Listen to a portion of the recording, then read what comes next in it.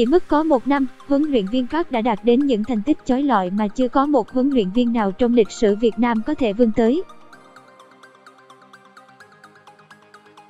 Và khi rời khỏi chiếc ghế huấn luyện hiện tại để giải nghệ, có lẽ Park sẽ được nhìn nhận như vị huấn luyện viên tốt nhất trong lịch sử bóng đá Việt Nam. Tất cả chỉ gói gọn trong một chữ: duyên.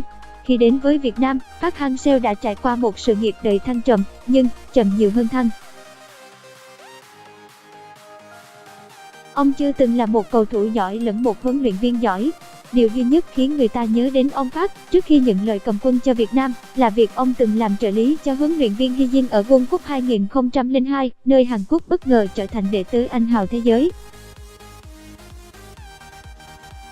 Tờ Munya Ebo của Hàn Quốc viết, khi Park đến Việt Nam, ai cũng nghĩ ông đã hết thời. Mà Park hết thời thật. Ở hai câu lạc bộ Trung Nam Dragon và Sangyu Sangmu, ông thua nhiều hơn hòa, chứ đừng nói thắng. Năm 2015, ông Park thậm chí đã giả từ bóng đá đỉnh cao, trở về quê nhà cầm quân cho Trenggwang để kết thúc sự nghiệp trong âm thầm. Khi VFF lên danh sách tìm huấn luyện viên trưởng sau thất bại của Nguyễn Hữu Thắng, cái tên Park Hang-seo chỉ xuất hiện ở vị trí thứ 3. Khi tấm ảnh mà ông Park, Đoàn Nguyên Đức và Tổng thư ký VFF Lê Hoài Anh chụp cùng tại Seoul xuất hiện trên mặt báo, người hâm mộ bóng đá cả nước sửng sốt. Có thể chờ đợi gì ở một ông lão gần tới ngưỡng 60 cuộc đời mới lần đầu ra nước ngoài làm việc đây? Trước ông Park, cũng có vài huấn luyện viên Hàn Quốc thử sức ở Đông Nam Á hoặc châu Phi và đều thất bại thê thảm. Nhật báo Hanbo đặt câu hỏi hoài nghi, ông ấy sẽ làm gì ở nơi được mệnh danh là mồ chôn của những huấn luyện viên ngoài đây?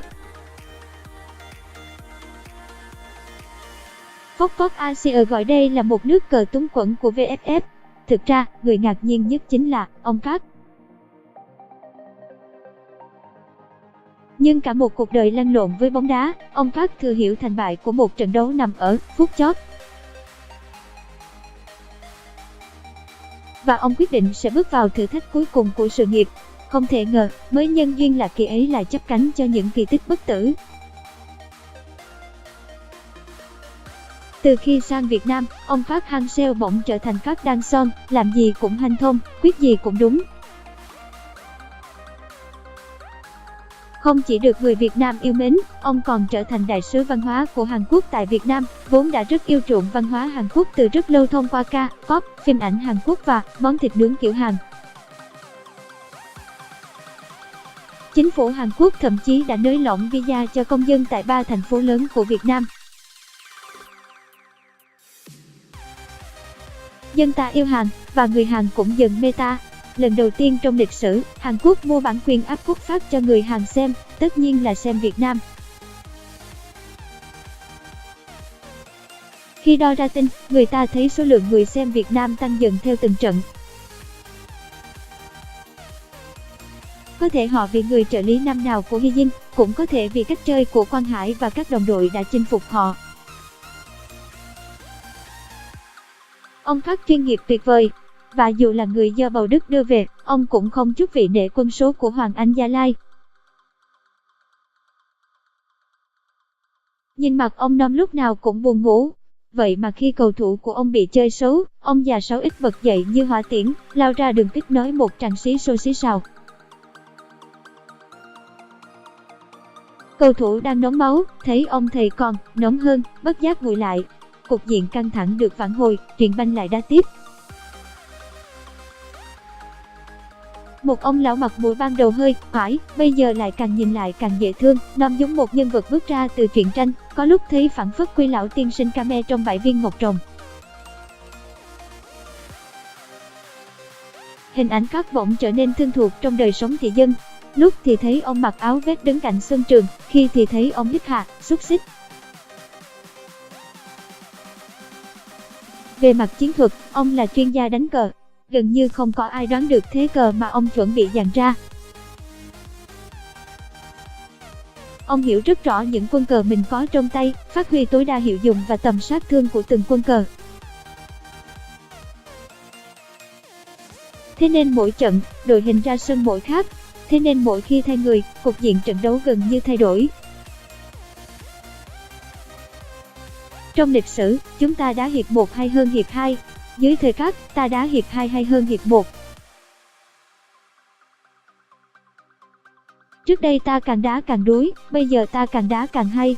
Những vấn đề nảy sinh, nếu có, trong hiệp 1, gần như Các có lời giải trong hiệp nhì. Kết thúc hiệp 1 với Philippines, tôi nhớ mãi hình ảnh ông Các gục đầu xuống. Cầu thủ thì thở phào rời khỏi sân khi bị đối phương ép cho tối tăm trong 10 phút cuối hiệp.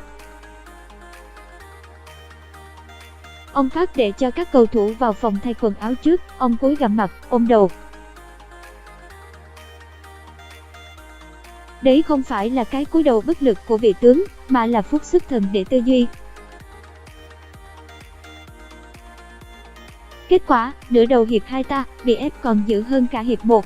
Nhưng rồi sau phút thứ 65, sức ép giảm dần và cuối cùng là đòn kết liễu. Riêng trận đấu này, ông Park thực sự đã đấu như một võ sĩ quyền Anh hạng nặng đích thực.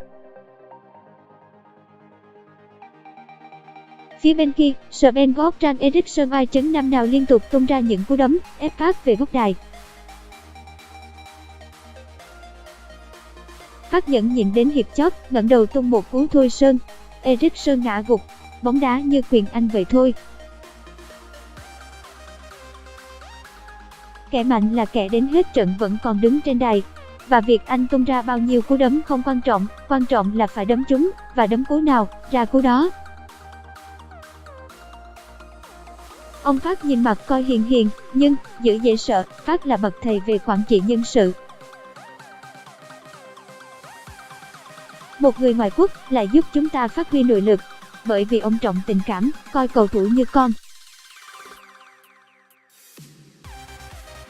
Là một trung vệ, lại thấp bé, ông dành rất nhiều thời gian để suy nghĩ cách đối đầu với những tiền đạo cao to hơn mình.